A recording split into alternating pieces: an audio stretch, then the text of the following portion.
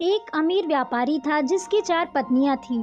वह चौथी पत्नी से सबसे अधिक प्यार करता था और उसे महंगे गहनों से सजाता था और उसका ध्यान रखता था। उसने उसकी बहुत देखभाल की और उसे कभी किसी चीज़ की कमी नहीं होने दी। वह तीसरी पत्नी से भी बहुत प्यार करता था, उसे उस पर गर्व था और वह हमेशा उसे अपने दोस्तों को दिखाना चाहता था। हालांकि व्यापारी हमेशा इस डर में रहता था कि वह कहीं किसी अन्य पुरुष के साथ भाग न जाए। वह अपनी दूसरी पत्नी से भी प्यार करता था। उसकी दूसरी पत्नी बहुत ही विचारशील और वास्तव में व्यापारी की विश्वास पात्र है। जब भी व्यापारी को कुछ समस्याओं का सामना करना पड़ता था, तो वह हमेशा अपनी दूसरी पत्नी के पास जाता था और वह हमेशा उसकी मदद करती थी।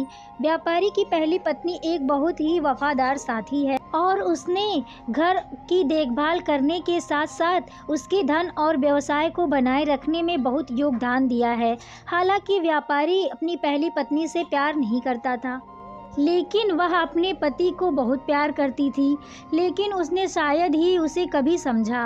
एक दिन व्यापारी बीमार पड़ गया। वह जानता था कि वह जल्द ही मरने वाला था। उन्होंने अपने शानदार जीवन के बारे में सोचा और खुद से कहा, अब मेरे पास 4 पत्नियां हैं, लेकिन जब मैं मर जाऊंगा तो मैं अकेला रहूंगा। मैं कितना अकेला हो जाऊंगा।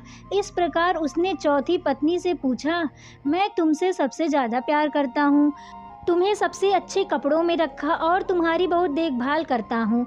अब जब मैं मर रहा हूँ तो क्या तुम मेरे साथ चलोगी? बिल्कुल नहीं, चौथी पत्नी ने जवाब दिया और बिना कुछ कहे वहाँ से चली गई। उसका उत्तर व्यापारी के दिल में एक तेज चाकू की तरह काट गया।